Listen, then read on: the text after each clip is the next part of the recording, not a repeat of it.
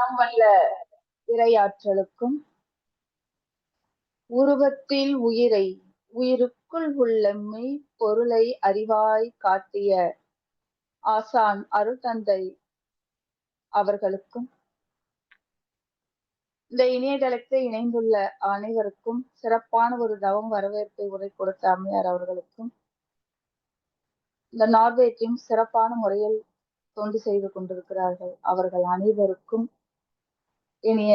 எனது இனிய காலை வணக்கங்களும் வாழ்த்துக்களும். நீங்களும் உங்கள் அன்பு குடும்பமும் வாழ்க வாழ்க வாழ்க வளமுடன். வாழ்க வளமுடன். விட்டு கொடுத்தல் நல்லதா? இன்றைய தலைப்பு வித்தியாசமா இருக்கு.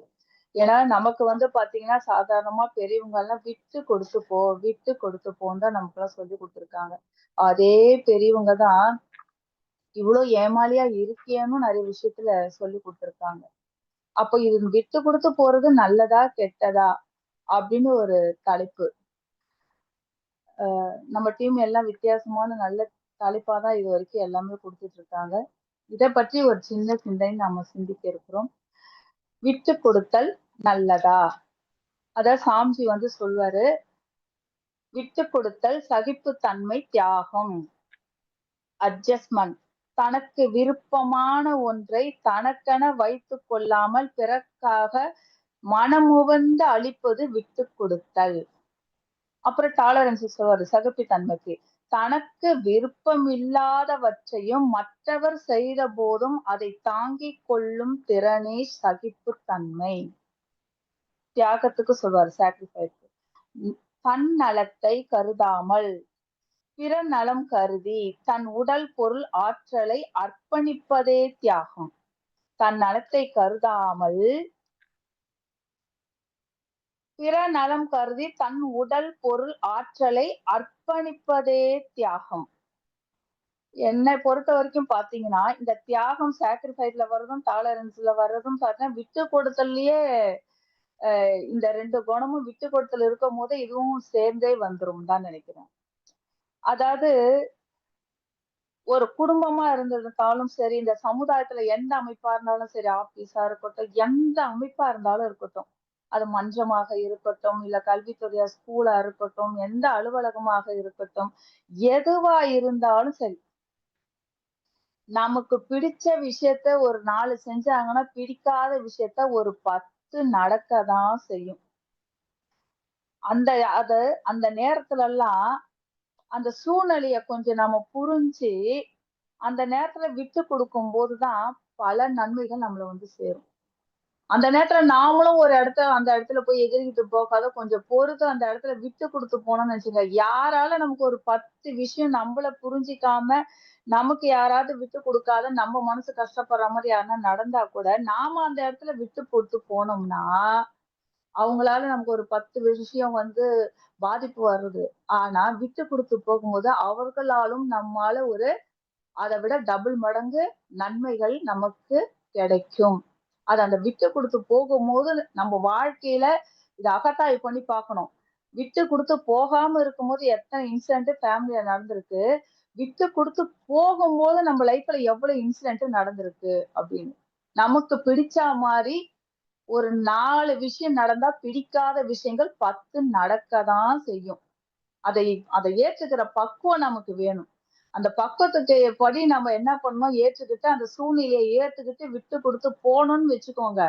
நமக்கு துன்பம் கொடுத்தவர்களால நமக்கு இன்பம் நிறைய பயக்கும், டபுள் மடங்கு கிடைக்கும் அவங்களால நமக்கு. சாமி இன்னும் சொல்வாரு, வாழ்க்கையில பாத்தீங்கன்னா சில அட்ஜஸ்ட்மெண்ட் தேவைங்க. இதுதான் அத்தனை பிரச்சனைகளுக்கும் தீர்வு. அதுதான் வாழ்க்கையில சில அட்ஜஸ்ட்மெண்ட் தேவை. அதாவது இப்போ ஒரு போரா இருக்கட்டும், சண்டையா இருக்கட்டும், மத கலவரங்களாக இருக்கட்டும், இல்ல ஒரு ஃபேமிலியா இருக்கட்டும், எதுவா இருந்தாலும் சரி, அந்த இடத்துல ஒரு பேச்சுவார்த்தை, ஊர் சண்டையா இருக்கட்டும், ஃபேமிலியில இருக்கட்டும், எதுவா இருந்தாலும் பாருங்களேன், கொஞ்சம் அந்த இடத்துல ஒரு ஒரு தலைவர்கள் இருப்பாங்க. அவங்க கிட்ட அந்த பேச்சுவார்த்தை நடத்தி அந்த இடத்துல விட்டு கொடுத்து போகணும்னு வச்சுக்கோ. ஒரு பேச்சுவார்த்தை நடக்கும் அந்த இடத்துல. என்னால இதெல்லாம் மத கலவரம் நடந்தாலோ, குடும்பத்துக்குள்ள பிரச்சனை நடந்தாலோ, இல்ல உனக்கும் இழப்பு அதிகம், எனக்கும் இழப்பு அதிகம். அதனால ஒரு பேச்சுவார்த்தை நடக்கும். இத சாமி அழகா சொல்வாரு. தம் தேவைகளை, உரிமைகளை, ஆசைகளை, அதிகாரம், மற்றவர்கள் நலனுக்காக நம்ம விருப்பத்துடன் சமநிலை நடத்தும் பண்புதான் விட்டு கொடுத்தல். நம்முடைய தேவை, உரிமை, ஆசை இவைகள் அதிகாரம். மற்றவர்களின் நலனுக்காக நம்ம விருப்பத்துடன் செய்யணும். விருப்பத்துடன் சமநிலை நடத்தும் பண்புதான் விட்டு கொடுத்தல். இது ஒரு ஒப்பந்தம், சில நிபந்தனைகள் மூலமாகவும் சரணடைதல் மூலமாகவும் இரு தரப்பினர்களுக்கும் ஒரு மனத்துடன் செயல்படுத்த வேண்டியது அவசியம். அந்த இடத்துலதான் சாந்தமும் சுமூகமான ஒரு சூழ்நிலையும் அங்க ஏற்படும்ங்கிறார் சாமிஜி. அததான் சொல்றது. ஒரு போரு, மத கலவரம், ஃபேமிலி எதுவா இருந்தாலும் சரி, அங்க ஒரு பெரியவங்க இருந்து எடுத்து சொல்லுவாங்கன்னா, நீயும் விட்டு கொடுத்து போ, நானும் விட்டு கொடுத்து போறேன். அங்க ஒரு பிரச்சனை வரும்போது பாதிப்பு 2 பேருக்குமே இருக்கும். அப்ப அந்த இடத்துல வந்து விட்டு கொடுத்தல் போகும்பொழுதுதான் அனைத்து பிரச்சனைகளுக்கும் ஒரு தீர்வு என்பது அந்த இடத்துலதான் நடக்கும். அதுக்குதான் பேசுறதுக்குன்னு சில பெரியவங்க எல்லாமே அந்த இடத்துல இருக்குது. அந்த இடத்துல வந்து நம்ம விதண்டாவாதம் பண்ணிட்டு இருந்தோம்னாக்கா 2 சைட்லயுமே பிரச்சனை என்பது அதனாலதான் குடும்பத்துல சாமிஜி ரொம்ப சொல்லியிருப்பாரு. அந்த விட்டு கொடுத்தல வந்து ரொம்ப சொல்லியிருப்பாரு சாமிஜி. இப்ப அதுக்கு ஒரு ஒரு கதை பாத்தீங்கன்னாக்கா, ஒரு ராஜா வந்து நகர்வலம் போயிட்டே இருக்கிறாரு. அப்படி போயிட்டே இருக்கும்போது ஆடு கூட்டம் பார்த்தீங்கன்னாக்கா மந்தை மந்தையா போகுது. ஆனா நாய்ங்க வந்து பாத்தீங்கன்னா எல்லா இடத்துலயும் தனித்தனியா தான் வாக்கிங் போகும். நம்ம ஐயா பார்த்திருக்கிறோம். எங்கேயாவது கூட்டமா போய் பார்த்திருக்கோமா நாய்ங்கள்லாம்? அதே ஆடு பாத்தீங்கன்னா கூட்டம் கூட்டமா போகும். அது ஏன்ட்டுன்னு மந்திரி கிட்ட போய் கேக்குறாரு. ஏன் ஆடு மட்டும் கூட்டமா போகுது, நாய்கள் மட்டும் தனித்தனியா போகுது அப்படின்னு கேக்குறாரு.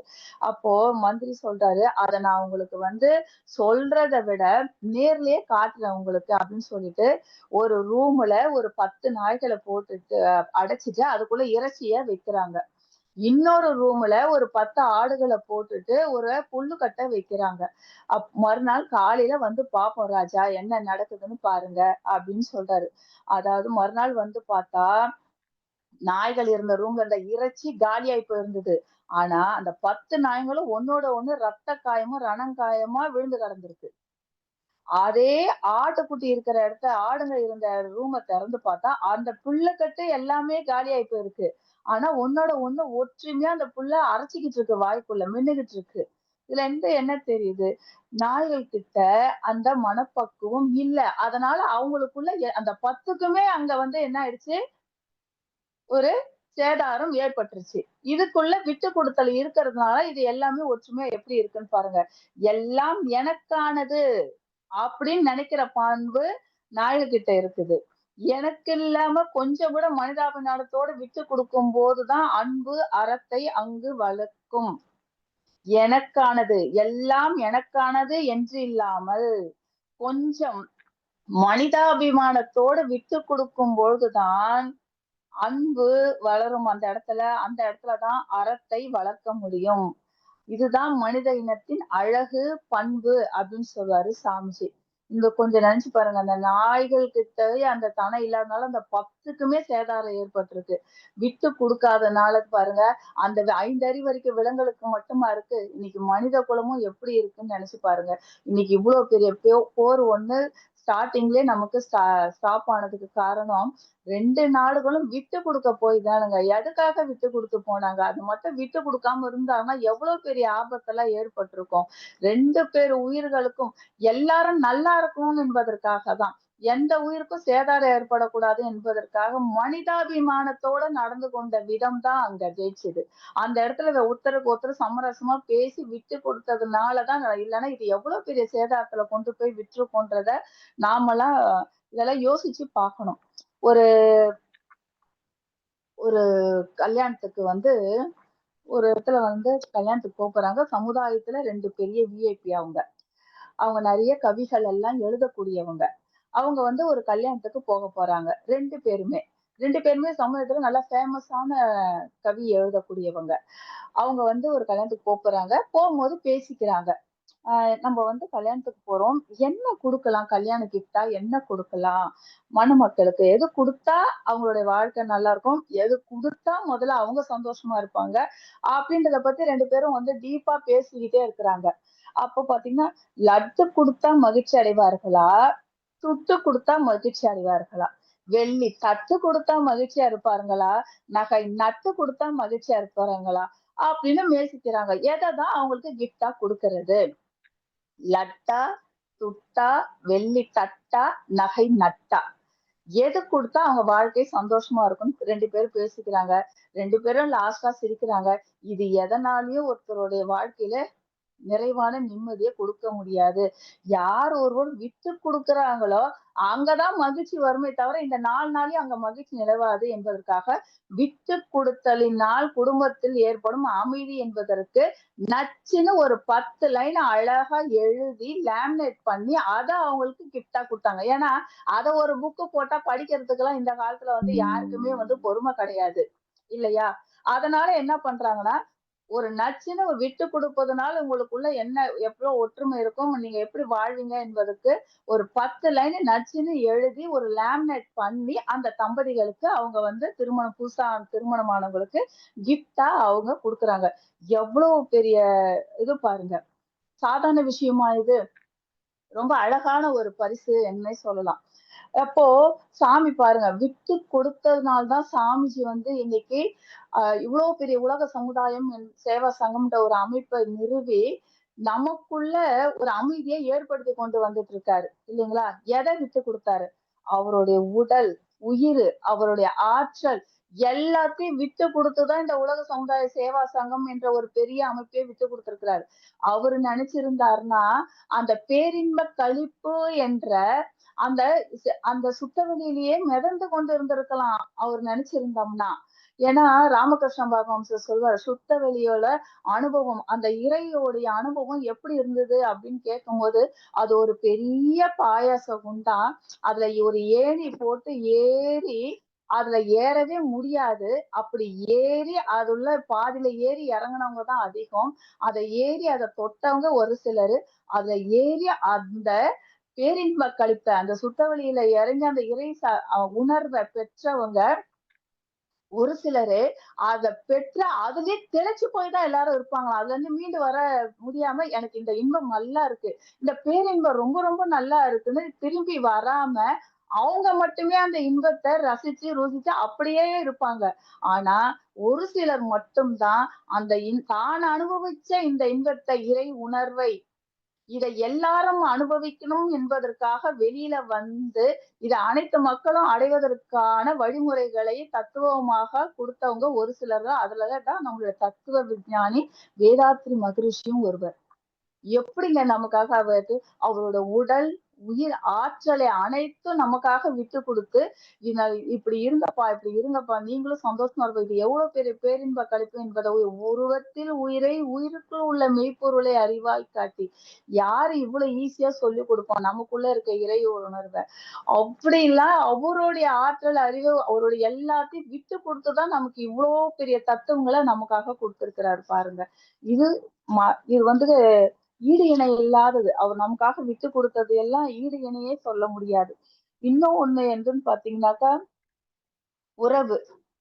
உறவுல விட்டு குடுத்தல் இன்னும் எந்த இடத்துல ரொம்ப ரொம்ப அவசியம் அப்படின்ட்டு சாமிஜி சொல்றாருன்னு பார்த்தீங்கன்னா, திருமண வாழ்க்கை தான்.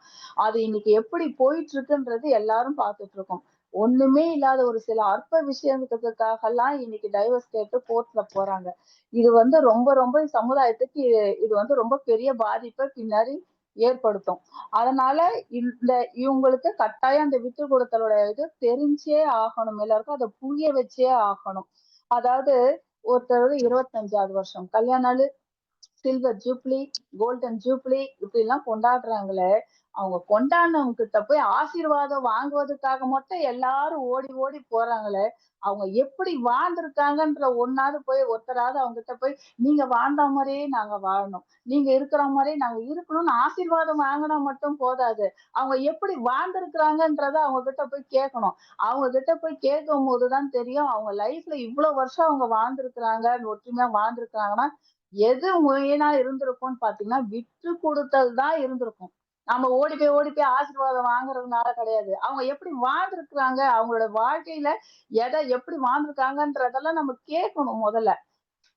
தொட்டு கும்பிடுறதுனால வந்துருமா? அந்த மாரி வாழ்ந்து காட்ட வேணாமா நம்ம? அப்ப அவங்க கிட்ட கேட்டா, அவங்க எப்படி வாழ்ந்து போனா, அதிகமாக விட்டுக் குடுத்தல் தான் அங்க போயிருக்கும். அதனால தான் வெற்றிகரமாக அந்த சில்வர் ஜூப்ளி, கோல்டன் ஜூப்ளிலாம் அவங்க கொண்டாடுறாங்க. அப்ப அந்த மாரி நாமளும் கொண்டாடணும், அந்த மாரி வாழ்க்கை நம்மளுக்கும் நடக்கணும் அப்படின்னாக்கா, அந்த மாரி தொட்டு கும்பிடுறதுனால வந்துராது. அவங்கள மாரி ஒரு வாழ்க்கைய வாழக்கூடிய மனப்பக்குவம் உள்ளவங்களாக நாம வரணும். ஏன்னா, இன்னைக்கு உறவுல பார்த்தீங்கன்னா, கணவன் மனைவி உறவு ரொம்ப ரொம்ப சிறப்பானது. அது சிரிந்து போறதுக்கு பெரிய காரணம், கலந்து பேசக்கூடிய வாய்ப்பு குறைஞ்சு போனது. கலந்து ஒருத்தர் ஒருத்தர் உட்கார்ந்து பேசி ஒரு சூழ்நிலையே இன்னைக்கு எல்லாருக்கும் இல்லாம இருக்குது. அதனால விட்டு கொடுக்கக்கூடிய மனப்பாவமும் அவங்க கிட்ட வந்து இல்லாம இருக்குது. ஒரு தெய்வீகமான உறவு இல்லையா? இந்த உறவ காக்கணும்னா முதல்ல மனம் விட்டு பேசி கருத்துக்கள பரிமாறிக்கணும். எந்த ஒரு எதிர்பார்ப்பும் இன்றி அங்க ஒரு அமைதிய காத்துக் கொள்றதுக்கான ஒரு சூழ்நிலை உருவாக்கணும்னாக்க முதல்ல பேசணும் 2 பேரும் உட்கார்ந்து. அதுல ஒரு பாட்டு கூட கண்ணதாசன் பாடுவாரு. ஒருத்தர் வந்து எனக்கு இந்த குடும்ப வாழ்க்கையே வேணாம் அப்படின்னுட்டு ஒருத்தர் காசிக்கு போக பாப்பாரு. அப்ப அழகா பாடுவாரு அவரு. ஆதரவான வார்த்தையை பேசி அருமை மிகுந்த மனைவியை நேசி. அன்பெனும் பாடத்தை அவளிடம் வாசி. யார்கிட்டயும் அன்பு தேடிட்டு போற? அன்பிடும் பாடத்தை அவளிடம் வாசி. அவளை விடவா உயர்ந்தது காசி. அப்படின்னு எவ்வளவு அற்புதமான வரிகள் பாருங்க. அப்போ இவ்வளவு தன்மை நம்ம கிட்ட விட்டு குடுத்தல் போறதுனால குடும்ப அமைதி மட்டும் இல்ல, உலக அமைதி வரைக்கும் அதுல அடங்கி இருக்கிறது. அப்போ ஓகே விட்டு குடுத்தல்ல இவ்வளவு இருக்கா? அப்ப விட்டு குடுக்க எதெல்லாம் எப்பதான் விட்டு குடுக்க கூடாது? நமக்கு தலைப்பே அதுதானே. விட்டு குடுத்தல் நல்லதான்னு தானே கேட்டிருக்காங்க. அப்போ எப்பதான் விட்டு குடுக்க கூடாது அப்படின்னு பார்த்தோம்னா, நாம எதை செய்யக்கூடாது, எதை செய்யணும் என்ற சுதந்திரம் நமக்குள்ளது. நம்ம எதை செய்யக்கூடாது, எதை செய்யணும் என்ற சுதந்திரம் நமக்குள்ளது. நம்மை பாதிக்காத வகையில அத காத்துக்கொள்ளணும். எதுவுமே நம்மள பாதிக்காத வகையில அத காத்துக்கொள்ளணும். அதற்குரிய தெளிவு வாழ்க்கையில நமக்கு வேண்டும். எதுவுமே நம்மை பாதிக்காத வகையில் காத்துக்கொள்ளணும். வாழ்க்கையில அதுக்குரிய தெளிவு வேணும். இப்போ ஒரு சிலர் பார்த்தீங்கன்னா, ஃபேமிலில எல்லாம் பார்த்தீங்கன்னா, உனக்காகவே வாழ்ந்து என் வயசே போயிடுச்சு. உனக்காக தானே நான் வந்து இதுவரைக்கும் கல்யாணம் பண்ணிக்காம இருந்தேன். உங்களுக்காக செலவு பண்ணி தானே எனக்குன்னு எந்த சேவிங்கும் சேர்த்து வச்சுக்காத போனேன். உங்களெல்லாம் படிக்க வச்சேன் நானு, நான் படிக்காத போனேன். இப்படியெல்லாம் வந்து விட்டு குடுக்கறதுனால, தன் வாழ்க்கையோட ஒரு நிறைவா வாழ்வதற்கான சூழ்நிலைய அவங்க இழந்திருப்பாங்க அவங்க. பின்னாடி என்ன பண்ணுவாங்க, எல்லாரும் வாழ்ந்துட்டு அதுக்கப்புறம் அத சொல்லி காட்டி என்ன பிரயோஜனம்? நீங்களும் அப்போ தனக்கு வேண்டிய சுதந்திரத்த நம்ம என்ன பண்ணியிருக்க கூடாது அங்க, விட்டு குடுத்துறக் கூடாது. நாம ஒரு நல்ல பொசிஷன் நல்லா இருந்தா, அவங்களுக்கு இன்னும் கூட நம்ம நல்லா செஞ்சிருந்திருக்கலாம். இல்லையா? அப்ப அது அது ஒரு ஸ்ட்ரெஸ்ஃபுல்லா ஆவுதா இல்லையா? மன அழுத்தமா, ஐயோ! இவங்கலாம் செட்டில் ஆயிட்டாங்களே, நம்ம லைஃப்ப நம்ம தொலைச்சுட்டோமேன்னு பின்னாடி வருத்தப்படக்கூடாது. இது இந்த இணையதளத்தில் இணைந்துள்ள அனைவருக்குமே இதுக்கான ஒரு குடும்பத்துல ஒரு சூழ்நிலை எல்லாருக்குமே நடந்திருக்கும். உனக்காக தானே இருந்தேன். நெறைய பேரண்ட்ஸ் கூட பசங்களுக்காகவே நான் வாழ்ந்தேன். நாங்க எந்த வாழ்க்கையுமே நாங்க சுதந்திரமா எங்க வாழ்க்கைய நாங்க அனுபவிக்கவே இல்ல. குழந்தைங்களுக்காகவே வாழ்ந்தோம். எங்க வாழ்க்கைய எதுக்காக எப்படி வாழ்ந்திருக்கோன்ட்டு அதெல்லாம் ஸ்ட்ரெஸ்ஃபுல் ஆவாங்க ஒரு வயசுக்கு அப்புறம். ஏன் ஆகுறீங்க? உங்க வாழ்க்கைய நீங்க வாழுங்க. எல்லா இடத்துலயும் விட்டு குடுத்துட்டு போயிட்டு இருந்தோம்னாக்கா, நம்ம ஒரு நிறைவில்லாத வாழ்க்கைய அங்க வாழும்போது, நம்ம ஆன்மா எப்படிங்க அந்த இறைவன நோக்கி பயனடையும்? இத நினைச்சுல்ல ஏங்கிக்கிட்டு இருக்கோம் அப்போ. ஒரு ஸ்போர்ட்ஸா இருக்கட்டும், ஸ்கூல்ல கூட பாருங்க, ஸ்போர்ட்ஸ் இந்த மாரி போட்டில எல்லாம் பார்த்தீங்கன்னாக்கா, ஃப்ரெண்ட்ஸுங்கலாம் ஒரு ஒரு சிலர் உனக்காக, எனக்காக கொஞ்சம் விட்டு குடுன்னா, அந்த இடத்துல விட்டு குடுக்கப்பாங்க. உனக்குள்ள இருக்க அறிவும், ஆற்றலும் உன் ஃப்ரெண்டுக்கும் இருக்குது. நீ விட்டு குடுத்து போறதுனால, அவளுடைய ஆற்றலும், அறிவும் அவ வெளிக்கொண்டார முடியாத போறதுக்கான பாவத்த தான் நம்ம செய்றோமே தவிர, அது ஸ்போர்ட்ஸே இதுவா இருக்கும் இல்ல. எல்லா விஷயத்திலயும் ஒருத்தர விட்டு குடுக்கும்போது, அவங்க கிட்ட இருக்கிற ஆற்றல் வெளிப்படுத்த முடியாத ஒரு காரணத்துக்கான பாவத்த தான் நம்ம செய்றோம். அவங்க முயற்சி பண்ணா, அவங்களாலயும் நல்லா படிச்சு ஃபர்ஸ்ட் ரேங்க் எடுக்க முடியும். இந்த காப்பி அடிக்கும்போது காட்டுறது. அவங்களாலயும் ஸ்போர்ட்ஸ்ல வந்து முன்னெல்லாம் வர முடியும். எல்லாருக்கும் இறைவன் ஒரே ஆற்றலும், ஒரே அறிவு. வேகமும், விவேகமும், இறைநிலை எல்லாருக்கும் ஒரே மாரி தான் குடுத்திருக்கு. நீ வெளிய கொண்டு வந்துட்ட. அவங்கள ஏன் வெளிய கொண்டு வர முடியாத? நீ ஏன் அந்த இடத்துல விட்டு குடுத்து அவங்களுக்கு அ முன்னாடி தப்பான வழியில, குறுக்கு வழியில அவங்கள முன்னுக்கு வர வைக்கிறீங்க நீங்க. அதனால காப்பி அடிக்கிறது, ஸ்போர்ட்ஸ்ல அவங்களுக்காக நான் விட்டு குடுத்தல்ன்றது. அதே சமயத்துல சில இந்த அட்ஜஸ்ட்மென்ட் இருக்கு பாருங்க, விட்டு குடுத்தல்ல. அது நெறைய இடத்துல நடக்கும் பாருங்க. எப்படிலாம் நடக்கும்ன்றீங்க. இந்த சமுதாயத்துல. லஞ்சம், ஊழலு இந்த மாரி இதுல நெறைய அட்ஜஸ்ட்மென்ட். கொஞ்சம் அட்ஜஸ்ட் பண்ணிக்கோங்க. அப்படின்னு சொல்லி இந்த மாரி அட்ஜஸ்ட்மென்ட்டால அந்த இடத்துல நெறைய நடக்கும். இது பிறருடைய வாழ்க்கை சுதந்திரத்தை பறித்த பாவத்துக்கு நாம ஆளாவோம். அந்த இடத்துல விட்டு குடுத்துட்டு, நாம அந்த தப்ப நாம பண்றது பிறருடைய வாழ்க்கை சுதந்திரத்த பறித்த ஒரு பாவத்திற்கு நாம ஆளாவோம். அதனால இது மாரி இடத்துலலாம் விட்டு குடுக்காதீங்க. விட்டு குடுத்துட்டு போவாதீங்க. எங்க அந்த நேர்மையை நீங்க அற வாழ்க்கைய நீங்க கடைபிடித்தால், அவனும் முன்னுக்கு வருவான், நீங்களும் முன்னுக்கு வருவீங்க. இல்லன்னா 2 பேர் சைட்லயும் பாவம் தான் அங்க பாவ பதிவுகள தான் நம்ம சேர்த்துக் கொள்வோம். இதுக்கு நெறைய இன்சிடென்ட் நீங்களே தெரிஞ்சுக்கலாம். இப்போ எனக்கு நடந்த ஒரு இன்சிடென்ட்டே கொஞ்சம் நெனச்சு பாருங்க. நான் சமீபத்துல ஒரு கோயிலுக்கு போயிருந்தேன். கோயிலுக்கு போம்போது நான் படிக்கட்டு ஏறி போறேன்னு சொன்னேன். இப்ப ரோப் கார் போட்டிருக்காங்க அங்க. அப்போ அவங்க எங்க கூட வந்தவங்களுக்கு படிக்கட்டுல வர முடியாத சூழ்நிலை. நீ மட்டும் போயிட்டு வந்தனா எங்களுக்கு ரொம்ப லேட் ஆயிடும். அங்க ரோப் காருக்கு போலான்னு போனா அவ்வளவு கூட்டம். அப்போ ஒருத்தர் தெரிஞ்சவர் மூலியம் கொஞ்சம் அட்ஜஸ்ட் பண்ணிக்கலாம். நீங்க உங்கள முன்னாடி நாங்க அனுப்பிச்சுர்றோம் அப்படின்ட்டு என்ன பண்ணாங்க, அங்க ஒரு 400 பேரு நிக்கிறாங்க. எங்களுக்கு வந்து ஒரு ரெக்கமெண்ட் பண்ணி, அட்ஜஸ்ட் பண்ணி பேசி, எங்கள வந்து ஒரு ரோப் கார்ல எங்கள முன்னாடி அனுப்பிச்சுட்டாங்க. அப்போ ஒரு வார்த்தை அவரு சொன்னாரு. அந்த 400 பேர் அங்க நிக்கிறாங்கம்மா. அதுல நீங்க இன்னொருத்தர் ஏற வேண்டிய அந்த 4 பேர் தான் நீங்க. அவங்க கிட்டத்தட்ட அந்த 4 பேர் ஏற வேண்டிய இதுல தான் நீங்க போறீங்க. அப்ப அந்த 4 பேரும் கிட்டத்தட்ட 2 மணி நேரம் நின்னுட்டு இருக்காங்க கியூலன்னாரு. எவ்வளவு கஷ்டமா அந்த ரோப் கார்ல என்னால நிம்மதியா போக முடியல. மேல போகும்போது. அவ்வளவு கஷ்டமா இருந்துச்சு. ஒருத்தர் 3 மணி நேரம் நின்னுட்டு இருந்த டைம அவங்கள விடவிங்க நாங்க பறிச்சு, இன்னொருத்தர் எங்களுக்காக அட்ஜஸ்ட் பண்ணி, நாங்க அதுல போறோம் நாங்க. அப்போ அந்த இடத்துல எனக்கு வார்த்தை தாங்க முடிஞ்சது. இறைவா! இன்னொரு இதுவ நான் இது பண்ணிட்டு நான் போறேன். அவங்களும் அவங்க இனிய குடும்பம். அவங்க 2 மணி நேரம் நின்னுட்டு இருந்திருக்காங்க. நான் வந்த உடனே ஒருத்தர் எங்களுக்காக அட்ஜஸ்ட் பண்ணி இதெல்லாம் குடுத்திருக்கிறாரு.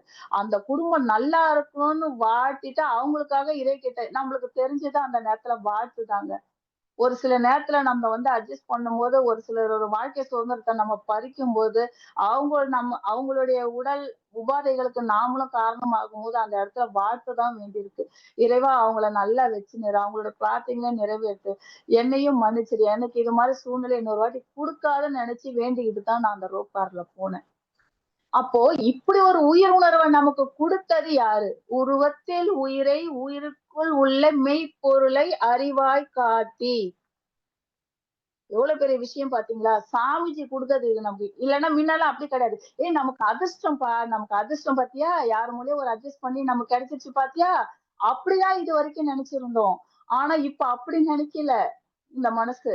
அப்போ இந்த உணர்வை நமக்குள் ஏற்படுத்தியது யார்? குரு. குரு என்பவர் தான் ஆன்மீக விளக்கு மூலம் நமக்கு இவ்ளோ பெரிய ஒரு உயிர்உணர்வை குடுத்தவர் குரு. கற்றதும் பெற்றோம். ஆன்மீகம் என்பது எதையும் பெறுவது அல்ல. அனைத்தையும் விடுவது. விட்டு விட்டு விட்டு குடுப்பது அந்த இடத்துல. அனைத்தையும் விடுவது. நம்மகிட்ட உள்ள 6 குணத்தை விடுவது, இந்த பொறுமைய கடைபிடிக்க எல்லாத்தையும் விட்டுக்கிட்டே போனோம்னா, விட்டு குடுத்தால் தானா வரும் நம்மகிட்ட. எத எத விட வேண்டியுமோ அத விட்டு குடுத்தால், பெற வேண்டியது நமக்கு தானா கிடைக்கும். ஆன்மீகம் என்பது பெறுவது அல்ல. நீங்க எதையும் பெறாதீங்க. விட்டு குடுத்துக்கிட்டே வாங்க. விடுவது. அந்த விட்டு குடுத்துக்கிட்டே வந்தோம்னா, பெறுவது தானா கிடைக்கும். நாம எதையும் தேடியே போக வேண்டாமாங்க. இந்த பூமியில நாம வரும்போது எந்த கட்டணமும் தந்துட்டு வரல. போகும்போதும் எந்த கட்டணத்தையும் குடுத்துட்டு போக போறதும் இல்ல. இல்லைங்களா? வந்தபோது எந்த கட்டணமும் குடுக்கல. போகும்போது எதுவும் குடுக்க போறதும் இல்ல. அப்போ எடுத்து போவதும் எதுன்னு பார்த்தீங்கன்னா, அதுவும் ஒண்ணும் இல்ல. வரும்போது எதுவும் குடுக்கல, போகும்போது எதுவும் குடுக்க போறதும் இல்ல. எதையும் எடுத்துட்டு போறதும் எதுவும் இல்ல. பொறக்கும்போது 50% பதிவோடு தான் நாமெல்லாம் பொறந்திருக்கிறோம். போகும்போதாவது 50% பதிவு, 50% நல்லவரா தான் இந்த பூமியில நம்ம அவதரிச்சு வந்திருக்கோம். போகும்பொழுது ஒரு 75% நல்லவராக வாழக்கூடிய பண்பு உள்ளவர்களாக நாம மாற வேண்டும். இதுதான் நம்மளுக்கு இவ்வளவு தன்மைகள அந்த பண்பை நமக்கு குடுக்கறது தான் ஆசான் அருள் தந்தையோட பயிற்சி முறைகள். ஒண்ணும் பெருசா ஒண்ணும் இல்ல. அவருடைய எக்சர்சைஸ், அவருடைய தவம், அவர் இதுவரைக்கும் பண்ணிட்டு வந்தா அந்த பண்பு தானா நம்மகிட்ட வரும். வேற ஒண்ணும் பெருசா நீங்க மணிக்கணக்கா இது அவர் சொல்லிக் குடுக்குற மௌனம், அவர் குடுக்குற சிந்தனையில கலந்துக்கிறது, சத்சங்க மன்ற தொடர்போட இருக்கிறது, இதெல்லாம் ஆன்லைன்ல இருக்கிற தவம் உங்களுக்கு எது முடியுமோ, ஆக மொத்தம் அந்த தொடர்போட நம்ம இருந்து இத கடைபிடிக்கும்போது, உருவத்தில் உயிருக்குள் அந்த மெய்ப்பொருளை காணக்கூடிய பண்பு உள்ளவர்களாக நம்ம வரோம். அந்த விட்டுக் குடுத்தல் என்ற பண்பு உள்ளவர்களாக நாம மாறுவோம். அந்த தன்மை உள்ள குணம் கொண்டவர்களாக நாம வருவோம்.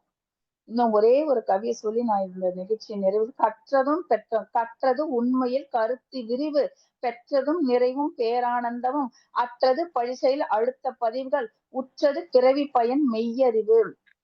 நீங்க எந்த கல்வியா இருந்தாலும், அது இளமையில நீங்க கற்றுக்கொள்ளும் போதுதான் அது இளமையில கற்றுக்கொள்ளும் போதுதான் அது நல்ல பதிவாக செல்கள்ல ஊறி ஒரு மனிதனாக வாழக்கூடிய விட்டுக் கொடுத்தல் போன்ற பண்புள்ளவர்களாக கூடிய ஒரு மனித பண்புகள் மனிதர்களிடம் வளரும். அதனால தானங்க நம்மளுடைய கல்வியை கூட இப்போ எல்கேஜில இருந்தே எல்லாருக்கும் கொடுக்கணும், எல்கேஜில இருந்தே எல்லாத்தையும் கொடுக்கணும். ஏன்னா நம்மள வளர்ந்துட்டோம். 60 வயசுக்காரங்கிட்ட எல்லாம் பதிவு இன்னும் அதிகமா இருக்கும். அந்த பழக்க பதிவை மாத்துறது ரொம்ப கஷ்டம். அதனாலதான் சாமிஜி என்ன சொல்றாரு, இத சின்னதுலயே குடுத்துருங்க. சின்னதுலயே இந்த விட்டு கொடுத்தலுடைய தன்மைகளும், அதனால ஒவ்வொருத்தருக்கும் கிடைக்கக்கூடிய லாபத்தையும், எதை விட்டு கொடுக்கணும், எதை விட்டு கொடுக்க கூடாது என்பதை பற்றியும், நாம சிறுசுலயே குழந்தைகளுக்கு இத பத்தின பெனிஃபிட்ஸ சொல்லி குடுத்து வளர்க்கும் பொழுது, அதோடைய லாபத்தையும் நம்ம சொல்லிக் குடுத்தோம்னா, கட்டாயம் அவங்க புடிச்சுப்பாங்க. அது இப்ப கல்வி வாயிலாகவும், இப்ப சாமிஜி பாடமா இப்ப வருது. அதையும் பிள்ளைகளுக்கு நம்ம இந்த அடுத்த தலைமுறைக்கு நம்ம அவசியம் இதை தெரியப்படுத்தணும் என்று சொல்லி வாய்ப்பளித்த அன்பு உள்ளங்களுக்கு நன்றிகளையும் வாழ்த்துக்களையும் கூறி என்னோட சிந்தனை இதோடு நிறைவு செய்து கொள்கிறேன். வாழ்க வளமுடன், வாழ்க வளமுடன், வாழ்க வளமுடன்.